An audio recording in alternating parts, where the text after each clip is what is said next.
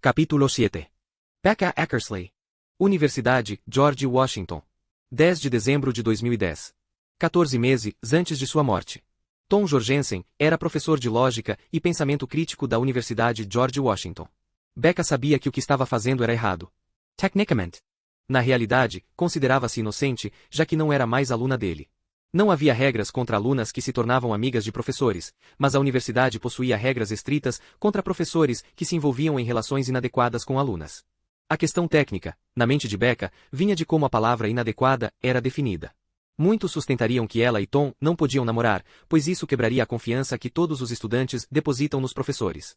O argumento contrário de que eles podiam namorar, afinal, ela não era mais sua aluna, era aquilo que os advogados denominavam uma diferença sem distinção. Um pensamento que fazia Becca se encolher de medo, pois sua mente começava a funcionar como a de seu pai, e ela ainda nem se formara. No entanto, aquele encontro era apenas um café da manhã com um professor que estava deixando a universidade. E café da manhã era melhor do que embebedar-se de Cuba Libre com ele, como aconteceu antes, naquele semestre, quando eles se encontraram num bar, em Foggy Bottom. Houve a ocasional mensagem de texto enviada de um para o outro, e de vez em quando, agarrões no café. Se pressionada, Becca jamais negaria que Tom Jorgensen era um homem de boa aparência e que ela gostava de sua atenção. Mas ela sempre pagava suas contas, e não havia nada de ilícito na amizade. Tom estava na casa dos 30 anos e era solteiro. Além disso, em breve, seria ex-professor da George Washington e partiria para Nova York. Quando os amigos partem, eles dizem adeus. Então, o que há de tão incrível em Nova York? Becca perguntou, enquanto a garçonete servia café. Cornell. É uma bela universidade, e paga melhor. Além disso, pertence à Ivy League. Você sabe, o status. Ah, sem essa. Desde quando você se preocupa com status? Cornell tem prestígio, Becca. Isso é tudo. Não pude rejeitar a oferta. Becca tomou um gole de café. Bem, será triste vê-lo partir. Sempre gostei de passar o tempo com você. Você é uma das minhas alunas mais especiais. Que diferença faria se eu ficasse ou não na George Washington? Quando você terminar a graduação no fim do ano, na certa, irá fazer a pós em outra universidade. Não sei. Eu me candidatei a uma vaga na George Washington. Ainda não obtive resposta. Mas se for aceita, talvez fique por aqui. E Cornell, é lá? Como soube que me candidatei a uma vaga em Cornell? Becca virou a cabeça para o lado. Você me contou. 2 meses atrás, quando nos encontramos no café. Além de Cornell, Harvard e Pensilvânia. Assim, não fique tão indignada comigo por estar indo para uma escola de elite, quando você se candidatou a 3 da Ivy League. Becca Sorio. Não se lembrava daquela conversa, e tinha certeza de que só seus pais e Gail sabiam de todas as faculdades em que ela se candidatara. Certo, vou lhe dar um desconto por se tornar um membro da Ivy League. Então, qual é o lance? Quando você começa? Oficialmente no próximo ano. Mas encerro minhas atividades aqui depois deste semestre. Terei um escritório em Cornell, onde irei preparar minhas aulas, que começam no semestre do outono do próximo ano. Também preciso publicar. Assim, ficarei trabalhando nisso a maior parte do semestre da primavera. Quer dizer que você tem um semestre para não fazer nada? Sem aulas e sem alunos. Muito trabalho de escritório e pesquisa. A garçonete apareceu com os pratos dele e voltou a servir café. Becca, quero que me escute. Tom pegou um pouco de linguiça e ovo com o garfo. Pensei no seguinte: como não serei mais funcionário da universidade, daqui a uma semana mais ou menos, talvez pudéssemos fazer uma refeição sem nos preocuparmos em sermos vistos juntos. Becca parou de cortar sua omelete e fixou o olhar no prato por um instante. Como assim? Estamos fazendo uma refeição neste momento. Sim, mas preocupados com o fato de que alguém possa nos ver, achando que talvez estejamos fazendo algo errado.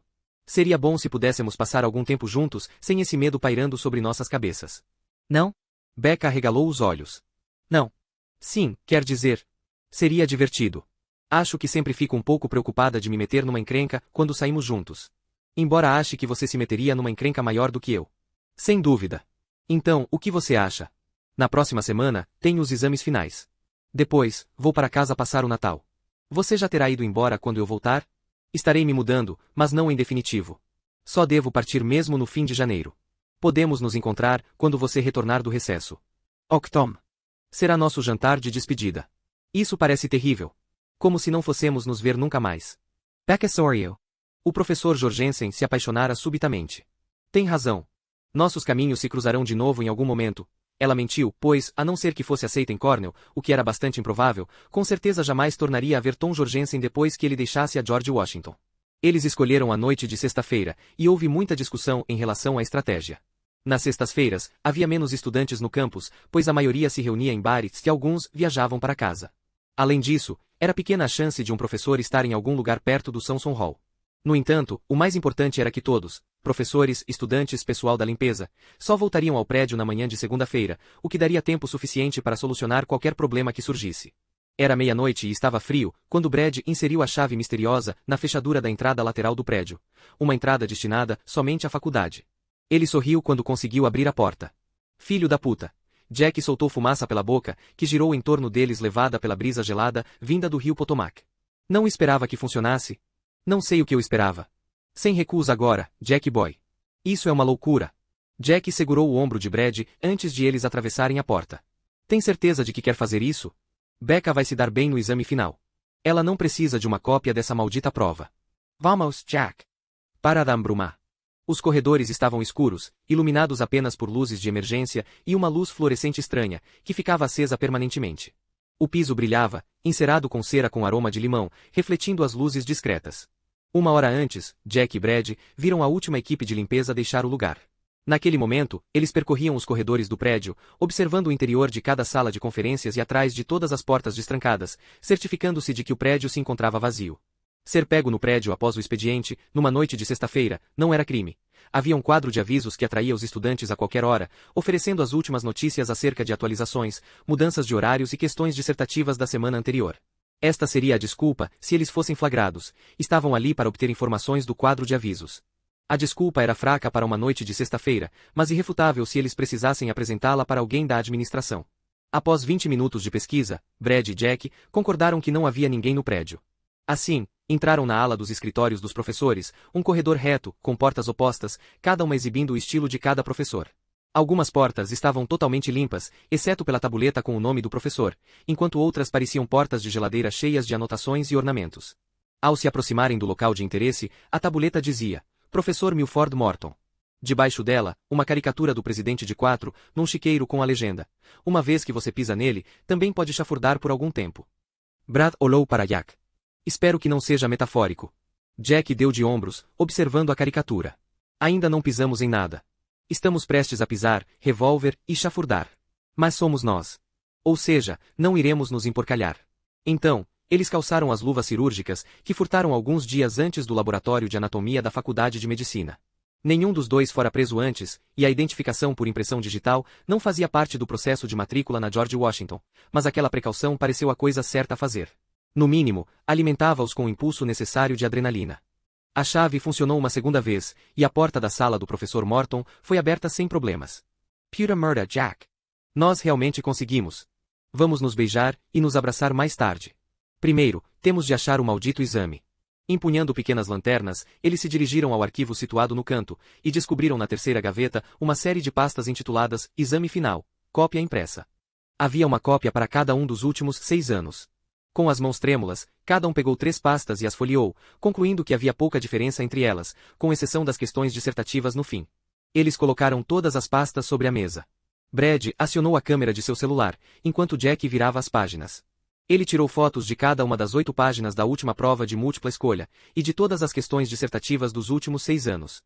Brad verificou as fotos para se certificar de que a qualidade era aceitável, e as questões, legíveis. 17 minutos depois de entrarem no escritório, fecharam e trancaram a porta, jogaram as luvas cirúrgicas numa lata de lixo e caminharam pelas sombras ao longo da lateral do prédio. Enfim, saíram do campus, com os corações aos pulos e as mãos trêmulas. Estava frio e escuro, 2 semanas antes do recesso do Natal. A 3 quarteirões de distância do Samson Hall, os amigos não avistaram ninguém, até notar um casal de calouros, de mãos dadas, voltando para o alojamento dos estudantes. Eles eram invisíveis. Então, qual foi o grande mistério de ontem à noite? Becca quis saber. Estavam sentados num compartimento do restaurante Fondue Farmer, e tomavam café, enquanto esperavam o desjejum.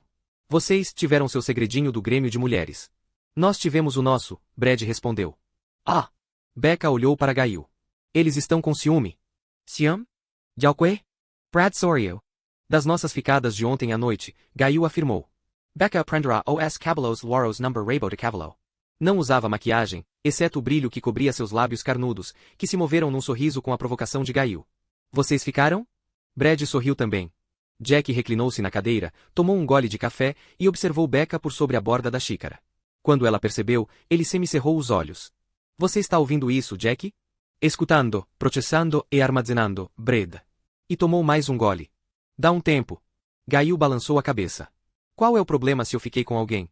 Não estou namorando nenhum de vocês. Até que ele era engraçadinho. Becca por fim, desviou o olhar de Jack. Deixa disso. Não, Gail, estou falando sério. Ele tinha as mamas um tanto inchadas. Nada que um pouco de academia não resolva. Jack deu uma risada, mas Brad permaneceu sério. Então, vocês ficaram mesmo? Ele agora olhava para Becca. Eu fui para a cama cedo, Becca disse e prosseguiu. Mas Gail ficou na festa até as 3 da manhã. Gail tentou se esconder atrás da xícara de café. Jack continuava reclinado na cadeira. Ouvi dizer que é o pior lugar para se perder medida. Para um cara. No peito. Gail puxou a xícara na mesa. Pare. Não estou brincando.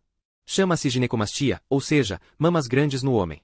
E você não consegue se livrar disso por meio de exercícios por causa do metabolismo, ou algo assim. Li isso numa revista de fitness. Men's Life, Echo. Pela maneira como o sangue circula para a região peitoral quando a pessoa se exercita, ela perderá celulite da barriga, dos quadris, do traseiro, quase em todos os lugares, antes de perder das mamas. Gail olhou em volta, expressando aborrecimento. Jack levantou a mão. Espere um minuto, Gail. Estou falando de algo sério. Exatamente do quê? Impassível, Jack afirmou. Se esse cara está com 20 anos agora, e tem ginecomastia, acho que se a coisa funcionar entre vocês dois, quando ele tiver 30 anos, vai usar seu sutiã. Toda a mesa caiu na gargalhada, e Gail pôs a mão sobre os olhos. Ele era engraçadinho. Claro que era, Jack afirmou. Só estou lhe dizendo o que você deve esperar em alguns anos. Tudo bem, então agora vocês sabem como passamos nossa noite. Suponho que ninguém realmente queira os detalhes do que aconteceu com Gail entre meia-noite e 3 da manhã. Então, o que vocês fizeram? Não muita coisa, Becca. Em seguida, Brad se calou e ergueu o dedo. Arrombamos o escritório do professor Morton e roubamos uma cópia do exame final da próxima semana. Ninguém falou nada durante um minuto. A garçonete apareceu, colocou os pratos diante de cada um deles, serviu mais café e se afastou. Jack e Brad deixaram o silêncio se prolongar, enquanto atacavam sua comida. Becca se inclinou para a frente e perguntou baixinho. Vocês invadiram o escritório do professor Morton? Jack piscou para ela. Não sei o que isso significa, ela disse. Sim? Não? Jack limpou a boca e se reclinou de novo, segurando seu café. Sim. Não. Becca arregalou os olhos. Jack olhou para Brad. Eu falei para você que elas não acreditariam em nós. Não acredito em vocês. Gail fez um gesto negativo com a cabeça. Nenhuma fé em nós, Jack Boy. Vocês estão zoando com a gente. Não, Gail, Jack garantiu. Enquanto você se refestelava com um babaca, nós dois aqui assegurávamos notas para nós 4. Tomou um novo gole de café. Vocês podem nos agradecer mais tarde. Prove, Gail o provocou. Brad entregou seu celular e voltou para seus ovos. Minha nossa! Gail analisava as fotos, com Becca sobre seu ombro. Como conseguiram isso?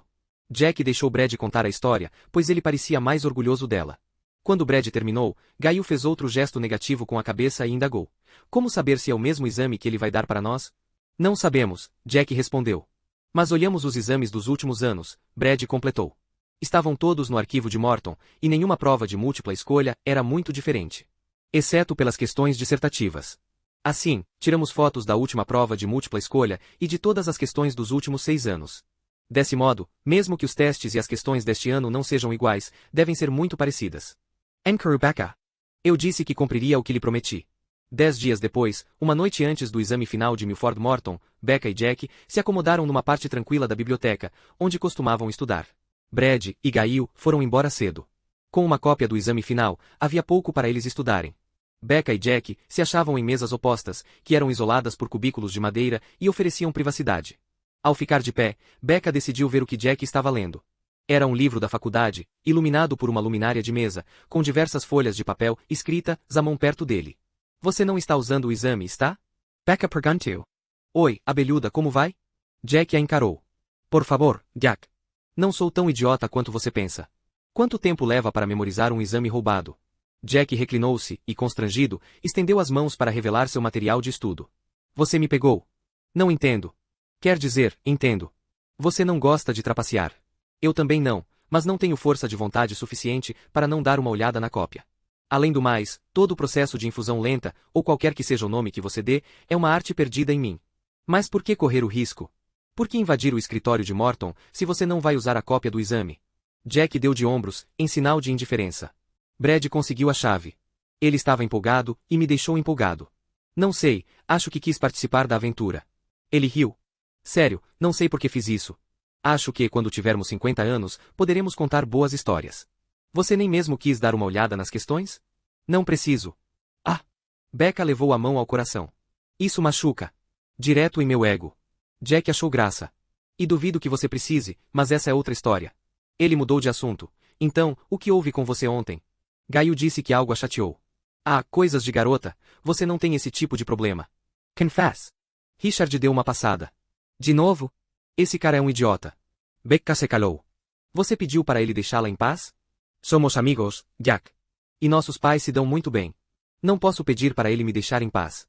Para começar, ele não é seu amigo, é seu ex-namorado. Em segundo lugar, seus pais deviam apoiá-la nisso. Toda vez que esse cretino aparece, você fica chateada por 2 dias. Além do mais, é a semana dos exames finais. Então, o que o imbecil veio fazer aqui? Harvard terminou na semana passada, e ele estava viajando para casa. Foi apenas uma visita. Sabendo que você ficaria aborrecida pelo resto da semana, quando você precisa estudar. Eu teria mandado esse cara merda. Está tudo bem, Jack. O que ele queria desta vez? Encontrar-me no recesso de Natal. Espero que você tenha dito não. Disse que estarei ocupada. And a logo you paired estudar. Estou ficando cansada. Becca voltou a se sentar à sua mesa, fora do alcance da visão de Jack. Apoiou a cabeça nos braços dobrados e fechou os olhos. Vou estudar mais 1 hora, mais ou menos, Jack informou. Eu espero.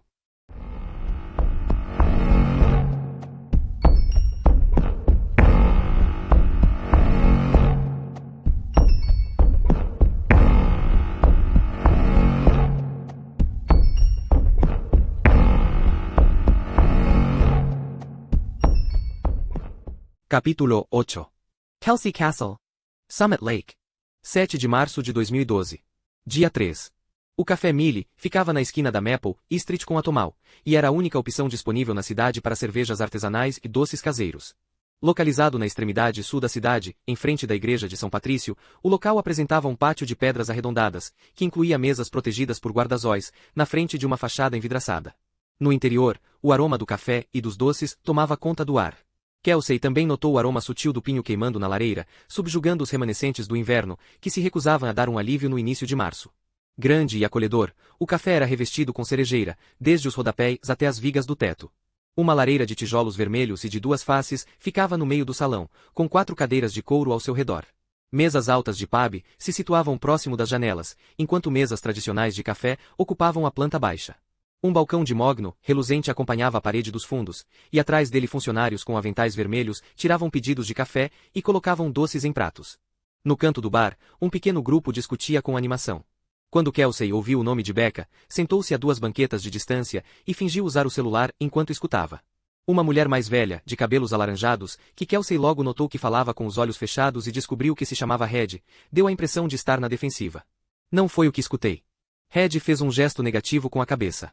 Escutei que ela abandonou a faculdade e ficou aqui, em Summit Lake, por 2 semanas, antes daquela noite. Não, não, não, um homem mais jovem, na casa dos 40 anos, contrapôs. Onde você escutou isso? Ela nunca abandonou a faculdade. A garota veio para cá especialmente para estudar. Becca chegou aqui no mesmo dia em que foi morta. Assim, alguém sem dúvida seguiu. A questão é, quem? Talvez algum psicopata tenha visto na estrada, uma mulher corpulenta propôs. Viu que ela estava sozinha e decidiu segui-la. Muito aleatório, o homem de 40 anos disse. Não é impossível, mas quero dizer, como o sujeito saberia para onde Becca se dirigia? Ou que ela não estava indo se encontrar com alguém? Muito aleatório. Bem, isso é o que a polícia diz. Algum estranho invadiu a casa e roubou às cegas. Matou Becca por acaso. De todas as residências desta cidade, um estranho aleatório escolheu uma casa aleatória, dentro da qual Becca se achava aleatoriamente, numa noite aleatória, quando ela deveria estar na faculdade. O homem de 40 anos chacoalhou a cabeça. Sinto muito, mas isso é muito aleatório. Ainda acho que tinha a ver com o fato de a garota abandonar a faculdade. Red arqueou uma sobrancelha. O grupo deixou escapar um suspiro coletivo. Escutando por apenas 1 minuto, Kelsey se deu conta de até onde chegará em apenas 2 dias. Quando pôs o celular de lado, reconheceu a garota que saiu da cozinha, situada na parte posterior do bar. Kelsey observara o espetáculo da cachoeira com ela, no dia anterior. A garota entregou um sanduíche para um cliente e cumprimentou outros 2 antes de se dirigir para trás do balcão de mogno. Bela naquele jeito jovem que não exigia esforço, Rai tinha um sorriso luminoso, que era perfeito para um café situado nas montanhas. Com cabelos curtos e ruivos, covinhas nas faces e encanto próprio, era fácil para Kelsey imaginar aquela garota como o rosto do estabelecimento. Oi, Kelsey cumprimentou. A garota pareceu surpresa ao vê-la. Oi. Como vai? Bem. Rai, certo? Certo. Bem-vinda. O que posso servir para você? Kelsey deu uma olhada na lista de cafés, pendurada na parede atrás de Rai. Café com leite e caramelo. Vai beber aqui ou levar? Vou beber aqui. Rai olhou por sobre o ombro, na direção do grupo de fofocas. Sente-se perto da lareira. Eu levarei o café para você. Kelsey afastou-se do balcão e se acomodou numa das cadeiras estofadas de couro.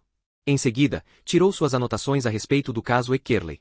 Examinou-as enquanto esperava seu pedido. Até aquele momento, sua pesquisa dizia que Becca Eckerley era uma boa garota da Carolina do Norte, que frequentara a Universidade George Washington com uma bolsa de estudos parcial e conseguirá ser aceita para pós-graduação na mesma instituição. Correta, jamais metida em confusão e uma florescente aluna, fora morta 2 semanas atrás. Kelsey pensou em sua conversa com o delegado Ferguson e refletiu sobre o tipo de confusão em que Becca se metera antes de ser morta, e o que exatamente uma jovem estudante de direito podia estar escondendo. A partir da pasta do delegado Ferguson, Kelsey criou uma linha do tempo do dia em que Becca foi assassinada. A que hora ela deixou a universidade em Washington, a que hora chegou a Summit Lake, a que hora entrou na casa dos pais. Em algum momento daquele dia, Becca viera até o Café Millie. Rai serviu Kelsey e se sentou numa cadeira próxima. Fico contente com sua visita, ela afirmou. Kelsey tomou um gole. Não consigo recusar um convite para um café. Adoro este lugar. É lindo, parece perfeito para esta cidade. É uma atração bastante apreciada, sem dúvida. Desde quando trabalha aqui? Já há algum tempo. Sou a gerente agora, pois Liv quis uma folga. Ela é a dona. Ah é? E o esperva conversar com a dona. Para o meu artigo. Rai fez uma expressão de sinto muito. Teria de ser com Liv Houston. Mas ela raramente aparece, vem só de vez em quando. E não veio mais aqui desde que Becca foi assassinada. Por quê? Foi demais para ela. A polícia ficava fazendo perguntas, assim como os clientes. Alguns detetives estaduais também apareceram. Foi demais. Você está sempre aqui? Diariamente, agora. E estava aqui no dia em que Becca Eckerley foi morta? Sim. Rai assentiu com um gesto de cabeça. Você a viu aqui? Sim. Conversou com ela? Não. E Liv Houston? Sim. Elas conversaram um pouco. Liv é amiga dos pais de Becca. O delegado acha que Liv talvez tenha sido a última pessoa a falar com Becca antes do assassinato. Pelo que sei, foi, Rai confirmou. Porém, se você quiser conversar com Liv, não a encontrará aqui. Ela deu uma sumida desde que Becca foi morta, como falei, mas mora aqui na cidade. Do lado oeste, nas encostas das montanhas. Tenta telefonema. Não posso garantir que ela falará com você. Kelsey tirou seu bloco de anotações e registrou o nome de Liv Houston. Algo que possa me dizer a respeito daquele dia? A respeito de Becca? Não muito. Ray Duder Ambrose. Fiquei trabalhando na cozinha, pois o movimento estava muito devagar. Por isso, não apareci muito aqui no salão. Você conhece a maioria dos clientes? Sem dúvida. E a maioria pelo nome. Exceto nos fins de semana, quando recebemos muitos turistas. Lembra-se de alguém ter chamado a sua atenção no dia em que Becca foi morta? Rai pensou por um instante. Não. Ninguém em especial. Era uma sexta-feira normal. Quanto tempo Becca ficou aqui naquele dia? 2 horas, no mínimo. Deu a impressão de estar estudando alguma coisa. Sim, estava mesmo. Você viu se outra pessoa além de Liv conversou com ela? Não. Pelo que me lembro, ela entrou e saiu sozinha. Kelsey fez uma pausa, observou suas anotações e tomou um gole de café. Tudo bem. Importa-se se eu voltar para conversar com você a respeito daquele dia se precisar de mais alguma coisa? De jeito nenhum. Rai apontou para o grupo de fofocas no balcão. Toda a gente vem aqui para falar disso. Todas as manhãs, bebem café com leite e fofocam, e todos têm suas próprias teorias a respeito do que aconteceu com Becca. Algumas são bem extravagantes, Rai prosseguiu, sorrindo. Você é bem-vinda para se juntar à conversa. Obrigada. Kelsey sorriu. E obrigada pelo café. Boa sorte. O hospital ficava a 4 quarteirões e mais 400 metros do Winchester Hotel, ao norte do centro da cidade, às margens do Lago Summit. As portas automáticas se abriram quando Kelsey se aproximou da entrada principal. No balcão de recepção, ela fez algumas perguntas e em seguida, foi encaminhada ao 3º andar, onde se localizava o posto de enfermagem. Olá, Kelsey Saurio. Estou procurando o Dr. Peter Ambrose. Ele deve estar em seu consultório, a enfermeira informou e apontou o corredor. Última porta, à direita. Kelsey sorriu e seguiu naquela direção. Quando alcançou o consultório, encontrou a porta aberta. Então, bateu de leve. Peter Ambrose, sentado à mesa, folheava tabelas e digitava no computador. Usava vestimenta cirúrgica azul e um jaleco branco com seu nome escrito no bolso. Era um homem fisicamente atraente, com cabelos cortados bem rentes. Tinha uma aparência bem americana. Kelsey conseguia imaginá-lo como orador oficial de sua turma do colégio, ou como proeiro da equipe de remo de Yale, onde ele estudou. Ela havia feito uma pequena pesquisa sobre o Dr. Ambrose. Sempre fazia isso antes de pedir a ajuda de alguém. Ele ergueu o olhar. Olá. Olá. Dr. Ambrose? Sim. Sou Kelsey Castle. Me disseram na recepção que você talvez fosse capaz de me ajudar. Ele abriu um espaço na mesa, empilhando as tabelas ao lado. Em seguida, tirou da cabeça a touca cirúrgica. Entree. Indicou a cadeira. Em que posso ser útil? Estou na cidade, escrevendo um artigo a respeito do caso Eckerley. Trabalho para a revista Events. Kelsey entregou seu cartão de visitas ao Dr. Ambrose, enquanto se sentava. Você está familiarizado com o caso? Por um instante, o médico estudou o cartão dela. Só porque a garota foi atendida aqui, mas não me envolvi diretamente. Venho tentando obter a autópsia e os prontuários médicos de Becca. Pode me ajudar em relação a isso? O Dr. Ambrose girou com sua cadeira e jogou a touca cirúrgica no lixo. Acho que não. Os prontuários médicos são confidenciais. Você teria de obter autorização da família. Impossível. A família é muito reservada. Não vão me dar permissão para isso. Sem essa aprovação, tenho certeza de que não há muito que eu possa fazer por você. Kelsey permaneceu calada por um instante. Em seguida disse, você tem pleno acesso aos prontuários médicos, não tem? Sem dúvida. Se eu quisesse ver. Você quer ver? O Dr. Ambrose Sorio. Já lhe disse, não cuidei diretamente dela. Assim, não tenho motivo para ver. E se eu lhe disser que acho que certas coisas ficaram de fora? Só preciso de sua ajuda para pôr as mãos nessas informações. Sei que sou capaz de reconstituir algumas coisas. Isso não é uma investigação ativa? É. Por que não deixa que a polícia junte os pedaços? Ela está tentando. E você vai fazer um trabalho melhor do que a polícia? Não melhor, apenas diferente. Os homicídios são solucionados sempre que novos olhos observam provas antigas. Tenho certeza disso. Mas, de novo, eu precisaria receber autorização da família antes de poder entregar-lhe algo. Tudo bem. Eu entendo. Por que não conversa com a família? Você talvez se surpreenda. Talvez. Kelsey ficou de pé. Obrigada pelo seu tempo. Qual é o interesse? O Dr.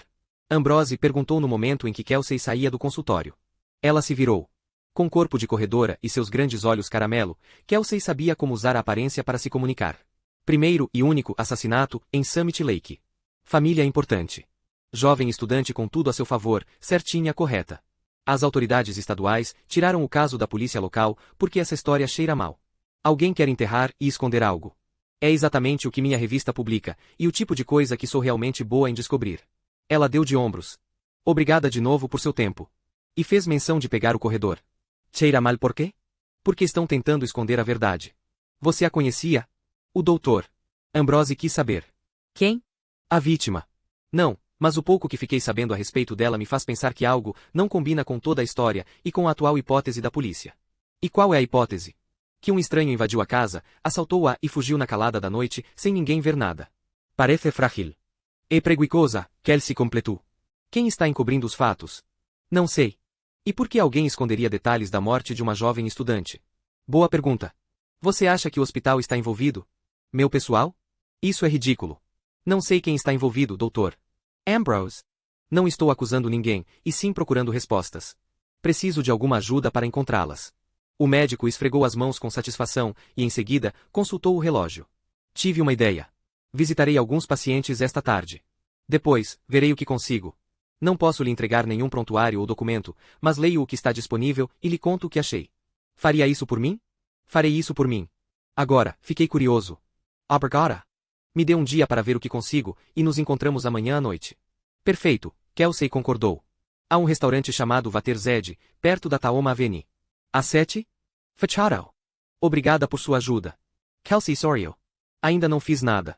Kelsey fez um aceno de despedida e foi para o elevador. Descendo para o andar térreo, verificava mentalmente os itens de sua lista de tarefas. Era esta a cara do início do trabalho de campo: conversar com muitas pessoas e obter diversos caminhos de descoberta. Algumas acabariam em becos sem saída, enquanto outras levariam a mais informações que exigiriam novas investigações. No entanto, se surgissem bastantes caminhos, Kelsey sabia que um deles levaria a algum lugar importante.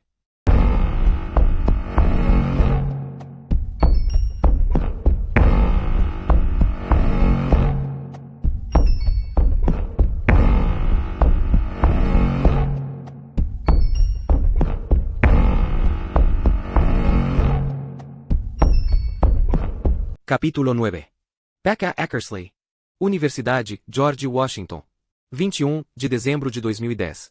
13 meses antes de sua morte.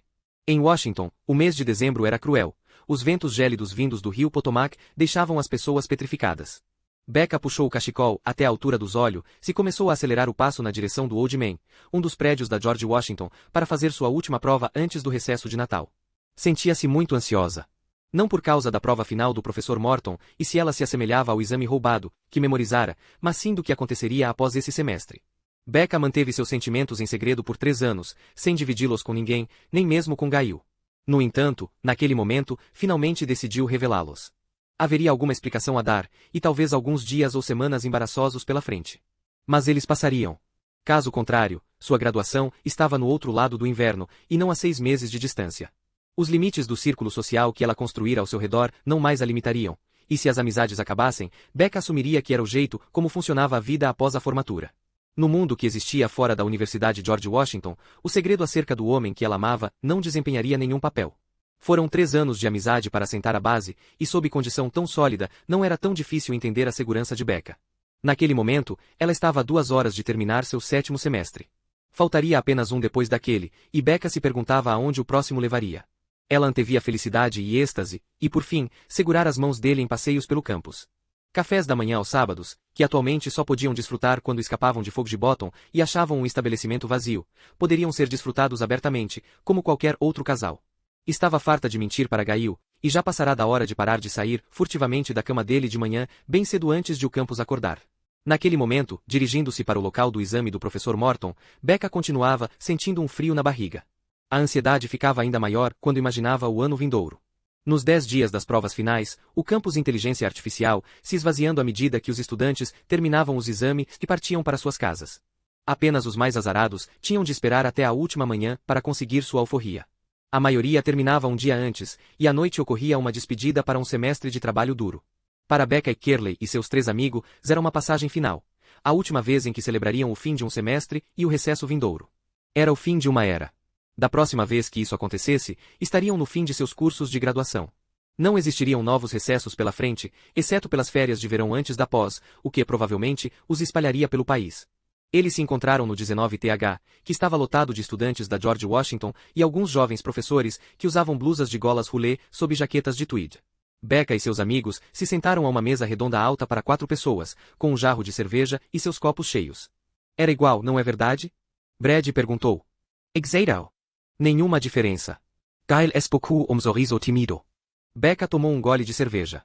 Tenho de reconhecer, Brad, você se superou. Mas gosto de você mesmo quando não cumpre o que promete. Brad imitou uma voz feminina, aguda. Tudo bem, tudo bem.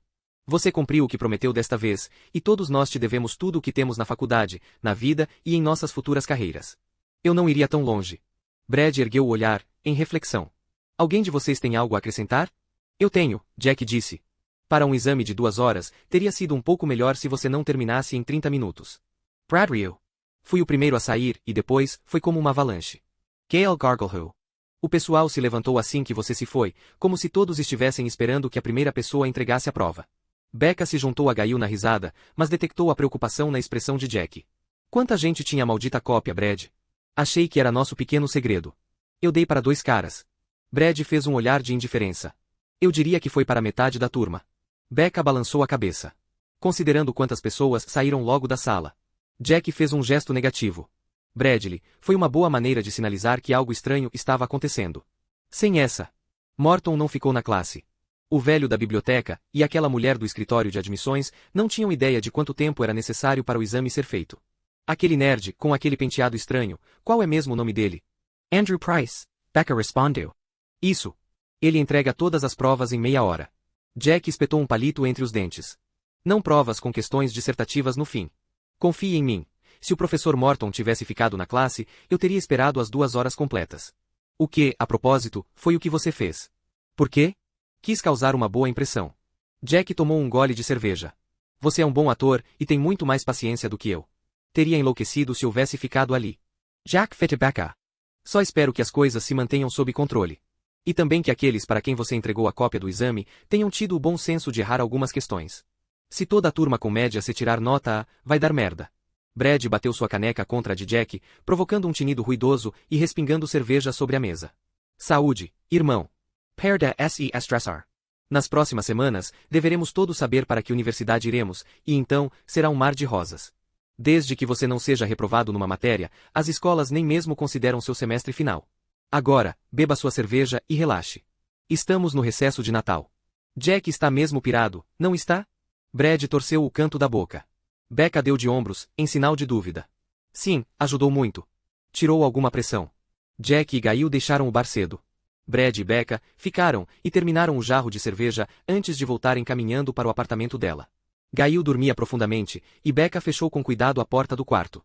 Ela e Brad se sentaram na sala de estar, com Becca deitada no sofá com os pés descalços sobre o colo dele. Sabe que fiz isso por você, não é? Silêncio, Brad, Becca pediu. Não quero que Gail saiba que você está aqui. Não me importa se Gail souber que estou aqui. Só não quero que ela acorde e venha ao nosso encontro. Tudo bem, Brad disse, com a voz exageradamente abafada. Você sabe que fiz isso por você? Repetiu. Fez o quê? Consegui o exame. Você disse que realmente precisava de ajuda. Obrigada. Creio que teria sobrevivido sem ela, mas como eu disse, tirou alguma pressão. Olhe o quão pirados vocês estão. Estão pensando demais nisso. E eu estou ficando com dor de cabeça por causa dessa preocupação. Brad acariciou os pés de Becca. Isso me lembra dos velhos e bons tempos. O que quer dizer? Brad não conseguia encontrar as palavras para expressar como se sentia em relação a Becca. Sabia que os sentimentos dela eram parecidos, e estava quase prestes a perguntar-lhe a respeito. Quase pronto para deixar as palavras escaparem. Muitas vezes, ele pensara na maneira como aquela conversa se desenrolaria. As frases do tipo, por que esperamos tanto tempo para admitir isso, e fico muito feliz por não ter mais de esconder, atravessaram sua mente, quando imaginou finalmente discutir seus sentimentos com ela. E naquela hora, Brad estava ali, pronto para revelar todos os seus segredos. No entanto, Brad ficou calado.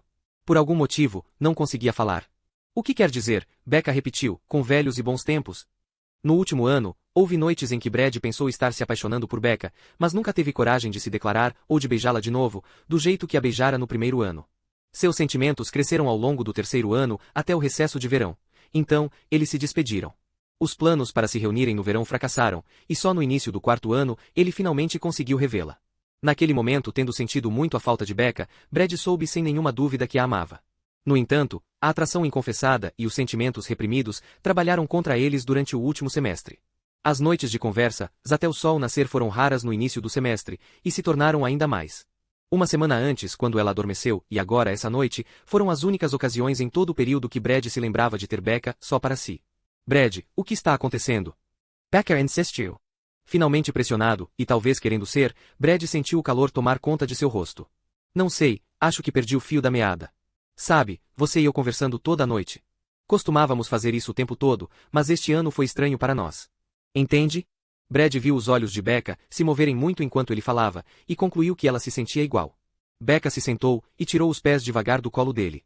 Brad, você sabe que é um dos meus amigos mais queridos, certo? Sem dúvida. E você é uma das minhas amigas mais queridas. Então, pare de falar dos velhos e bons tempos. O que somos, velhos? Vamos ser amigos para sempre. Gosto de ouvi-la. Porque gosto de ser seu amigo, gosto de estar perto de você, e gosto de passar toda a noite conversando com você. E aqueles bilhetes bobos que você deixa nas manhãs significam muito para mim. Que bilhetes? Aqueles que você escreve quando passa a noite comigo e deixa antes de eu acordar.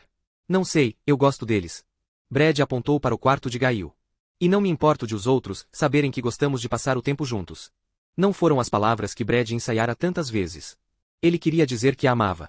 Queria dizer que não conseguia imaginar ser apenas seu amigo pelo resto da vida, porque isso significava que toda mulher que conhecesse seria comparada a ela, e ele sabia que nenhuma seria comparável. No entanto, ainda que as palavras corretas não tomassem forma aquela noite, o que veio à tona foi um bom começo. Foi mais além de onde eles chegaram alguma vez antes, tratando dos sentimentos mútuos. Todos sabem que você e eu somos próximos, Brad. Não é nenhum segredo. S.I.K. somos próximos. Mas meus comentários sobre os velhos e bons tempos vêm de... Não sei, acho que algo aconteceu no verão. No ano passado, costumávamos ficar acordados a noite toda e conversar, e não tivemos muitas dessas noites este ano. Senti falta delas. Isso é tudo. Becca recolocou seus pés no colo de Brad. Meu voo só sai amanhã à tarde.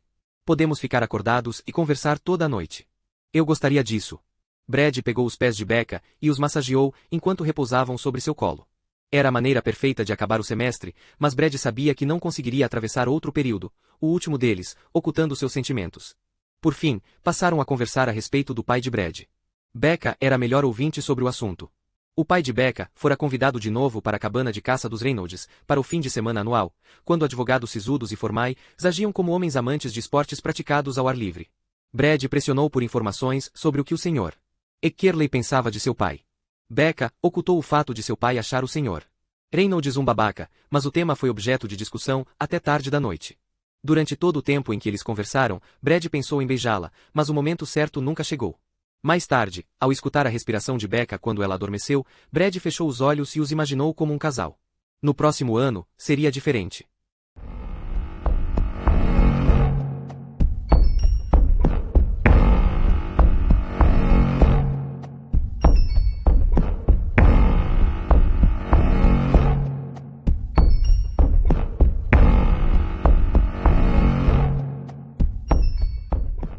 Capítulo 10. Kelsey Castle. Summit Lake. 8 de março de 2012. Dia 4. Foram necessárias algumas ligações, na manhã seguinte, para descobrir o endereço e o número de telefone. A mulher só poderia recebê-la à noitinha. Kelsey caminhou do Winchester Hotel até achar a Yavata Avenue. Respirou o ar revigorante da primavera ao rumar para a zona oeste da cidade, na direção das montanhas. As casas ali eram de estilo colonial, mais antigas, com varandas e gramados bem cuidados. Ela encontrou o número 632 pintado na caixa de correio, subiu os degraus da frente da residência e tocou a campainha. Era seu quarto dia, em Summit Lake.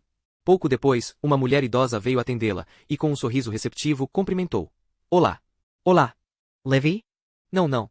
Liv é minha filha. Ela respondeu com um sotaque sulista agradável, encoberto pelo peso da idade. E o Sr. Kelsey Castle? Conversamos mais cedo pelo telefone. Ah, sim. Você é a escritora. Correto. Jornalista da revista Events. Vai descobrir o que aconteceu com Becca? A mulher perguntou. Escreverei uma matéria sobre ela, sim. Através da porta de tela, Kelsey supôs que a senhora devia ter em torno de 80 anos, talvez mais. Os cabelos grisalhos dela tinham sido tratados recentemente, e Kelsey suspeitou que a mãe de Liv comparecia semanalmente ao salão de beleza local. A pele dela era marcada por rugas profundas, mas seu sorriso era luminoso, e seu olhar, aguçado. Sua filha está em casa? Ah, não. Liv foi embora. Muitas pessoas fazendo muitas perguntas, sabe como é. Por um instante, Kelsey, admirada, ficou calada. Quando conversamos ao telefone a senhora me disse que ela estava aqui. Não, senhorita. Você me perguntou se ela morava aqui, e eu respondi que sim. Se tivesse perguntado se ela estava em casa, eu teria lhe dito que Liv estava doente e cansada de conversar com todos vocês. Kelsey sorriu ante o encanto insincero da idosa. Desculpe-me. Eu entendi mal. A senhora se importa se eu lhe fizer algumas perguntas? Claro que não. Ninguém me perguntou nada. Não sei seu nome. Mildred Mays. Mas você pode me chamar de Millie. Todos me chamam assim. Kelsey tornou a sorrir. Millie? Como do café Millie. Isso mesmo. Comecei o negócio há muitos e muitos anos. Estive lá ontem. É muito bonito. Sem sombra de dúvida. Liv fez uma bela reforma quando assumiu o comando. Eu soube que Becca Eckerley estava no café aquele dia. Kelsey fez uma pausa. No dia em que ela morreu. Ouvi dizer que Liv conversou com Becca. É uma lástima. Millie abriu a porta de tela e convidou Kelsey para entrar com um gesto de mão. Liv e seu marido são bons amigos de William e Mary. Prosseguiu, virando-se para Kelsey na travessia do corredor. São os pais de Becca. Apontou para uma cadeira da cozinha. Sente-se. Eu vou fazer um chá. Kelsey sentou-se. Através da janela, havia uma visão panorâmica espetacular das montanhas. É uma bela casa. Obrigada. Millie pôs água para ferver e colocou 3 saquinhos de chá na beira da chaleira. Algumas pessoas gostam do lago. Como os Eckerley, com sua bela casa sobre a água e aquela visão maravilhosa. Nós preferimos as montanhas. As duas são ótimas opções. Kelsey tirou o bloco de anotações da bolsa. Sem dúvida. Os caçadores são o único problema aqui. São muitas cabanas nas encostas das montanhas, e os caçadores fazem um barulho tremendo em certas manhãs, atirando com aquelas armas. Mas, como sou uma madrugadora, isso não me incomoda muito. Kelsey esperou instante. Então perguntou, como foi que Liv conheceu Becca? Liv morava no mesmo bairro dos Eckerley, em Greensboro. Isso foi antes que ela e Nicholas se mudassem de vez para cá. Nicholas é meu genro. Foi através de Liv e Nicholas que William e Mary conheceram Summit Lake, quando seus filhos eram pequenos. Meu marido e eu já estávamos aqui havia anos. Quando eu estava pronta para deixar o café, foi a vez de Liv assumir o comando. Ela e Nicola eram donos de uma casa aqui, e costumavam convidar os Eckerley para passar fins de semana prolongados quando as crianças eram pequenas. William e Mary se apaixonaram pela cidade e logo compraram a palafita. Liv tem filhos da mesma idade de Becca e seu irmão. Ela costumava cuidar dos dois quando eles eram pequenos. Cuidar deles como? William vivia ocupado com sua atividade como advogado, e Mary trabalhava, naquele tempo. Liv era dona de casa, e era em sua residência em Greensboro que as crianças se reuniam no verão. Liv assumiu a função de cuidar de Becca e seu irmão enquanto William e Mary estavam no trabalho. Os Eckerley vieram para cá depois que Becca morreu? Para aquela palafita? Ah não. Eles vieram correndo para cá na noite em que tudo aconteceu, mas, após a morte de Becca, a casa foi isolada. Eles ficaram hospedados no Winchester por 2 noites, para ajudar a polícia do jeito que podiam. Em seguida, voltaram para casa em Greensboro e não vieram mais para cá desde então. Soube que vão vender a palafita. Imagino que não sejam capazes de desfrutá-la depois do que aconteceu ali. Não o censuro nem um pouco, mas duvido que a propriedade seja vendida com facilidade. O que é incomum em relação a essas casas? Sempre que são postas à venda, costumam ser negociadas com rapidez. Por causa de sua localização e tudo mais. Mas Summit Lake é uma cidade pequena, e todos sabem o que aconteceu com Becca. Kelsey fez algumas anotações, enquanto Millie tirava 2 xícaras do armário. Liv contou para a senhora que conversou com Becca naquele dia, no café, algumas horas antes de ela morrer? Enquanto trabalhava, Millie sorriu. Sou mãe dela. Liv me contou tudo sobre aquele dia, ela afirmou e acrescentou com a voz mais baixa e com mais sotaque. E muito mais. A água começou a ferver, e Millie desligou o fogão, cobrindo a chaleira para o preparo do chá. Tirou um jarro quase vazio da geladeira, com um preparado estranho no fundo, que era pouco visível através do vidro fosco. Descobri que se você resfriar isso durante a noite, mistura melhor com o chá. O que é? Minha receita especial para chá doce. Millie pôs o jarro perto do chá. Diga-me o que acha quando estiver pronto. Mal posso esperar. A senhora pode me falar algo da conversa entre Liv e Becca naquele dia, no café? Posso sim. Becca veio para Summit Lake para estudar. Ela ia ser advogada, sabe? Ela fazia pós-graduação na Universidade George Washington, não é? A pergunta fez Millie Sawyer. Para o pai dela, não havia outra escolha. Foi a faculdade onde ele estudou e da qual tinha imenso orgulho. O irmão de Becca cursou a faculdade alguns anos antes dela, e depois, ligou-se ao escritório do pai. Esse era o plano para Becca, suponho. Quanto tempo ela ficou no café naquele dia? 2 horas. Foi o que Liv disse. Os papéis e os livros estavam espalhados sobre a mesa e as cadeiras. Uma bagunça. Becca digitava no computador. Liv não quis incomodá-la ou tirar sua atenção dos estudos. Assim, em geral, Liv deixou Becca estudar. Só chegava perto de Becca quando ela pedia mais café. Quando elas enfim conversaram, sobre o que falaram. Depois que Becca guardou suas coisas, Liv se aproximou. Becca sempre foi uma boa garota, muito educada. Liv perguntou a ela sobre a faculdade, e Becca lhe mostrou o que estava lendo. Coisas realmente enfadonhas. Direito constitucional e também contratos.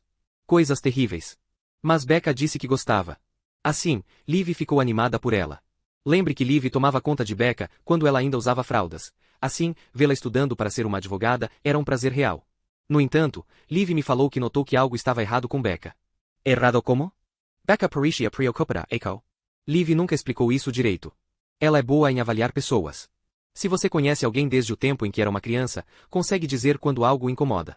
Liv perguntou a Becca a respeito. Perguntou. Bem, veja, sorta. Castle, Liv nunca falou disso com William e Mary porque Becca pediu-lhe segredo.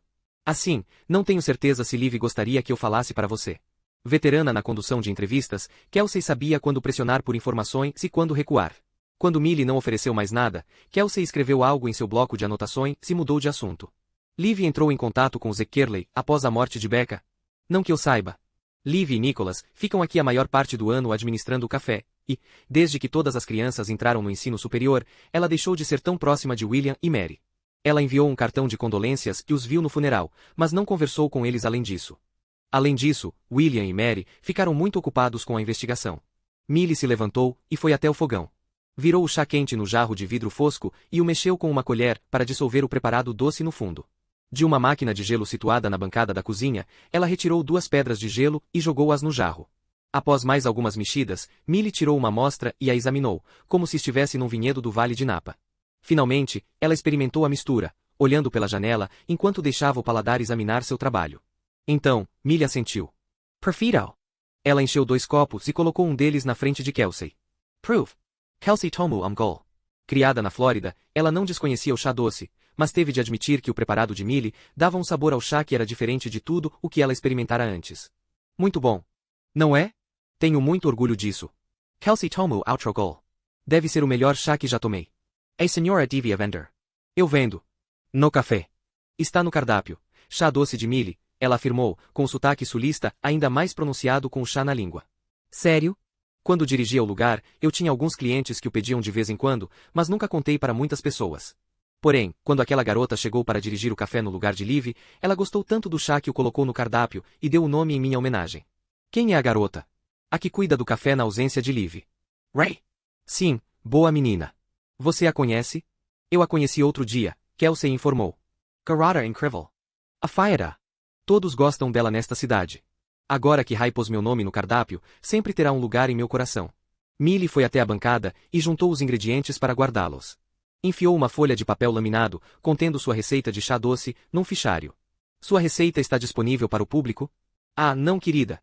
Millie exibiu seu fichário de receitas, um livro com capa de feltro que ficava sobre a bancada. Isto aqui é estritamente confidencial. Se eu deixasse outros tomarem conhecimento do conteúdo, todos os meus segredos seriam revelados. Tenho 86 anos. Meus segredos são tudo o que me resta. Kelsey concordou com um gesto de cabeça e bebeu o chá, permanecendo em silêncio por um momento. Examinou suas anotações antes de decidir que tempo suficiente tinha se passado. Algum palpite sobre o que poderia estar incomodando Becca naquele dia, no café? Sobre o que passava pela cabeça dela? A senhora disse que ela pediu segredo a Liv a respeito de alguma coisa.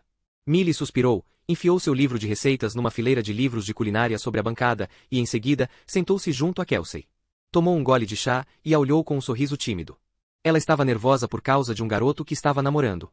Kelsey voltou a escrever em seu bloco de anotações. Ela falou algo sobre esse rapaz para Liv? Bastante. Quando Liv finalmente se aproximou para conversar com ela, após Becca recolher o material de estudo e os livros, a garota estava escrevendo em seu diário. Liv disse que ela estava efusiva, sentimental. Kelsey endireitou-se e semicerrou os olhos, atenta. Becca escrevia num diário. Foi o que Liv me falou. Sua filha viu o diário. Apenas aquilo que Becca mostrou a respeito do namorado. Quem era ele? Alguém da faculdade. Ou talvez já fosse um advogado. Acho. Não tenho certeza disso. Só lembro que Liv disse que Becca estava realmente apaixonada por ele, e Millie interrompeu sua fala. E o quê? Kelsey perguntou. Bem, veja. Sinto-me esquisita contando isso a você, pois os pais de Becca não sabem. Mesmo agora, acho que não sabem. Becca nunca contou para eles. Contou o que para eles? Que ela namorava esse rapaz.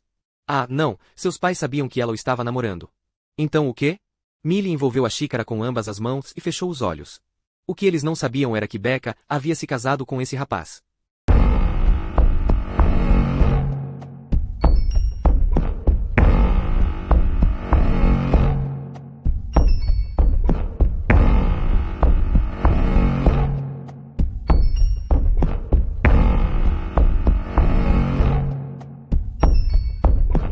Capítulo 11. Becca Eckersley. University George Washington. 22 de dezembro de 2010. 13 meses antes de sua morte. Jack bateu na tampa traseira do Ford Explorer e foi até a janela do motorista. Até mais, cara. Bom Natal para você. Obrigado, cara. Brad olhava através do para-brisa. Jack reconheceu a expressão familiar nos olhos de seu companheiro de moradia. Ele sempre anotava quando Brad voltava para casa. Não vai ser tão ruim, Brad.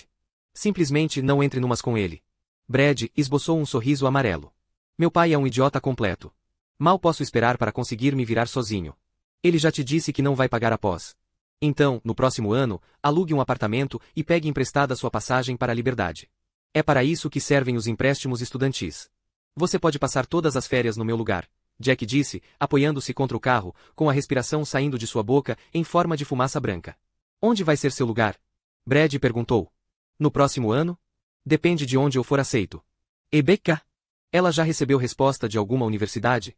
Acho que não. Na realidade, não conversei com ela a esse respeito. Jack sorriu. Não se preocupe com Becca e para onde ela vai no próximo ano. Você fica assim toda vez que vai para casa. Assim como? Pirado sobre tudo. Escute, em 10 anos, você e seu pai talvez sejam bons amigos. Assim, sujeite-se sem reclamar a mais um Natal. Você vai para a Flórida depois? Para se encontrar com Gail? Sim, talvez. Vamos beber uma cerveja antes de eu ir embora. Você não vai beber antes de dirigir por 150 quilômetros. Tudo bem. Então, vamos comer um hambúrguer. O que há com você? Seu pai é um pé no saco, mas nunca te vi tão confuso. É por causa do exame final de Morton? Preciso te contar algo. Jack consultou seu relógio. Tudo bem. Vamos almoçar, ele disse, entrando no carro. Os amigos foram ao restaurante McFadden e acharam uma mesa nos fundos. Diversas TVs transmitiam uma partida de futebol americano universitário. Eles pediram hambúrgueres e refrigerantes. Entreolharam-se por um tempo, meio que assistindo ao jogo, enquanto o pedido não chegava. Você está me deixando curioso, Brad. Fale, o que está acontecendo? Brad tomou um gole de refrigerante e mordeu um pedaço do hambúrguer. Tudo bem. Acho que estou apaixonado por Becca. A testa de Jack se enrugou e sua sobrancelha ergueram-se devagar. O quê? Brad assentiu com um gesto de cabeça. É totalmente idiota. Mas eu precisava contar para você. Quero seu conselho. Sobre o quê? Fale de novo. Eu amo Becca. Estou apaixonado por ela. Certo, Brad. Devagar. Você não está apaixonado por Becca. Não diga isso para mim, Jack. Você não sabe o que está acontecendo entre nós. Estou lhe dizendo. Sinto isso há muito tempo. Como pode estar apaixonado por alguém que nunca namorou nem beijou, com quem jamais transou? Talvez encantado, mas não apaixonado. Tanto faz. É complicado. Somos muito próximos. Ela fica comigo o tempo todo, e conversamos até o sol nascer. Nunca contei para você porque é um assunto particular entre nós. Tivemos um período estranho, em que paramos de passar a noite juntos. No entanto, nas últimas 2 semanas, retomamos o hábito. Sabe, só conversamos durante toda a noite. Ontem, tivemos algo diferente. Não sei. Como um momento. Como se estivéssemos prestes a revelar um ao outro como nos sentíamos. Sei que ela sente a mesma coisa por mim. Mas seria muito complicado se ficássemos juntos, sabe? Nenhum de nós sabe para onde vai no próximo ano. Somos amigos, e ela não quer estragar isso. Brad mexeu no refrigerante com o canudo. Só quis lhe dar um alerta. Minha cabeça está girando neste momento. Me dar um alerta a respeito do quê? Como nós 4 somos amigos, Becca e eu achamos que ferraríamos tudo se ficássemos juntos. Mas eu não me importo mais com isso. Espero que não incomode você se Becca e eu, sabe, começarmos a namorar. Espere um pouco. Jack encarou o amigo. Becca disse para você que ela sente a mesma coisa? Que quer ficar com você? Ou namorar você? Ou que ela o ama? Não. Quer dizer, não exatamente. O tempo todo ela me diz que me ama, mas ela fala isso para todo mundo. Acho que Becca teme pela dinâmica de nosso grupinho se ela e eu ficarmos juntos. Por um instante, Jack refletiu. Você está passando por poucas e boas, certo? Está emotivo por causa de ir para casa e lidar com o idiota do seu pai. E espera respostas das universidades. Talvez esteja um pouco pirado sobre o próximo ano. Acabou de fazer os exames finais e passou por toda a coisa do professor Morton. Isso tudo tem um efeito cumulativo. Nada disso tem importância, Jack. Consigo ficar acordado até o amanhecer conversando com Becca, e ela entende totalmente o que enfrento com meu pai. Becca simplesmente me escuta e me entende. Ela é perfeita para mim, e sei que seríamos perfeitos juntos. E se Becca não sentir a mesma coisa? Não sei. É difícil de explicar, mas sei que ela sente. Suponho que vou descobrir. Como? Falarei com ela. Espero até voltarmos do recesso, e aí conto para ela como me sinto. Eles terminaram os lanches e fingiram assistir ao jogo de futebol americano. Tudo bem, Brad. Deixe as coisas decantarem por 2 semanas. A gente se fala depois do Natal. Combinado. A que hora sai o seu voo? Logo. Jack consultou o relógio. Tenho de correr. Os 2 se encaminharam para o apartamento deles, e Brad parou no estacionamento. É melhor eu pegar a estrada. Faça uma boa viagem, e mande lembranças minhas aos seus pais. Mandaria. Seja gentil com seu pai, Jack acrescentou, saindo do carro e segurando a porta aberta. Vejo você em 2 semanas. Certo. Jack fechou a porta do veículo. Então, Brad fez o carro avançar. A janela do motorista estava aberta. Não se preocupe. Existe solução para essa coisa. Jack gritou. Brad acenou, fechou a janela e partiu a toda velocidade. Jack observou seu amigo pegar a High Street, passar pelos prédios pelos quais o campus era famoso, desaparecer no boulevard que o levaria até a rodovia I-95 e, finalmente, a Maryland. Tornou a consultar seu relógio e subiu correndo a escada para seu apartamento. Apanhou a mochila na cama, colocou-a no ombro, apagou as luzes e trancou a porta, em pânico. Desceu correndo a escada, jogou a mochila no porta-malas de seu Volvo desmazelado e partiu às pressas para o aeroporto. O almoço inesperado com Brad o atrasou em pelo menos 1 hora. Seu celular tinha vibrado 5 vezes nos últimos 30 minutos. Não se atreveu a atender, não com sua mente funcionando tão rápido. Jack achou um lugar no estacionamento mais próximo, que lhe custaria 3 vezes mais que o estacionamento mais distante, mas não tinha tempo de pegar o bonde elétrico de volta para o terminal. Uma fila de viajantes de Natal zigue-zagueava 4 vezes em frente ao balcão da United. Aquilo significava uma espera de no mínimo 30 minutos para o check-in, e Jack não tinha esse tempo. Ele caminhou direto para a frente da fila. Um homem de cabelos grisalhos se esperava pela liberação do próximo guichê de atendimento, com um documento na mão e uma mala de rodinhas ao seu lado. Por favor, senhor, Jack disse com a mochila sobre o ombro, a camisa para fora da calça e aparecendo debaixo da jaqueta, a barba por fazer. Atleta durante toda a vida, ele sempre conseguirá usar a estatura elevada e os ombros largos como instrumentos de bem-estar, em vez de intimidação. Naquele momento, usaria o charme, a boa aparência e o porte físico para conseguir embarcar. Meu voo sai em 20 minutos. Posso entrar na sua frente? O homem pareceu perturbado, olhou para a fila atrás de si, e em seguida, fez um sinal para Jack se dirigir ao guichê aberto. Já estão embarcando, a atendente da companhia aérea informou. Você talvez não consiga passar pela segurança e chegar ao portão de embarque a tempo. Eu vou tentar, Jack respondeu. Bagagem para despachar? Não. Ela digitou o teclado com competência e imprimiu o cartão de embarque. Portão B6. Terminal R. Sugiro que se apresse. Jack pegou o cartão de embarque e conseguiu chegar até a frente da fila da segurança, arrancando insultos dos outros passageiros. O embarque para meu voo já está quase encerrado, ele informou às pessoas que o confrontaram. Pôs a mochila e os sapatos sobre a esteira e jogou no lixo o nécessaire de toilette, contendo aparelho de barbear, tesourinha e outros artigos de higiene pessoal que o impediriam de passar pela segurança. Passou pelo detector de metais na primeira tentativa, jogou a mochila sobre o ombro e correu de meias até o portão B6. Os assentos do lado de fora do portão estavam vazios. Aqui está ele, o atendente do portão disse ao supervisor, que segurava uma lista de passageiros. Desculpe. Jack ergueu o sapato enquanto se dirigia ao balcão. Mais 30 segundos e encerraríamos o embarque. Obrigado por esperar. Os funcionários da companhia aérea verificaram o documento de Jack e fizeram a leitura ótica do cartão de embarque. Assento 15 e o voo está cheio. Obrigado. Jack atravessou correndo a ponte de embarque, pulando num pé só enquanto calçava os sapatos, e sorriu para as comissárias de bordo que o esperavam. Tirou a mochila do ombro e a carregou na frente, enquanto atravessava o corredor estreito do 737. Ignorou as 100 pessoas que não tiraram os olhos de sua pessoa, concentrando-se na passageira sentada no assento 15D. Ao vê-la, Jack sorriu. Finalmente, sentou-se com a mochila sobre o colo. O que houve? Becca perguntou. Já estavam quase fechando a porta. Senhor, sua bagagem terá de ser posta sob o assento na sua frente, a comissária de bordo disse a Jack. Desculpe. Em seguida, ele enfiou a mochila sob o assento e respirou fundo algumas vezes. E o senhor terá de afivelar o cinto de segurança. Sorrindo para a comissária de bordo, Jack evitou contato visual com os passageiros ao redor, que o encaravam, e afivelou o cinto. O que houve? Becca repetiu. Jack apontou para o cinto de segurança afivelado e fez um sinal de positivo com o polegar para a comissária, que estava de olho nele. Eu conto mais tarde. Mas vou ter de comprar uma escova de dente antes de irmos para a casa de seus pais. Está nervoso porque vai conhecer meus pais? Ah, um pouco. Sim. E vou precisar me barbear quando pousarmos. Eles vão gostar de você. Becca segurou a mão de Jack. Vão? Como você sabe? Ela beijou a boca impassível dele. Porque eu sei. Agora, me conte por que você se atrasou.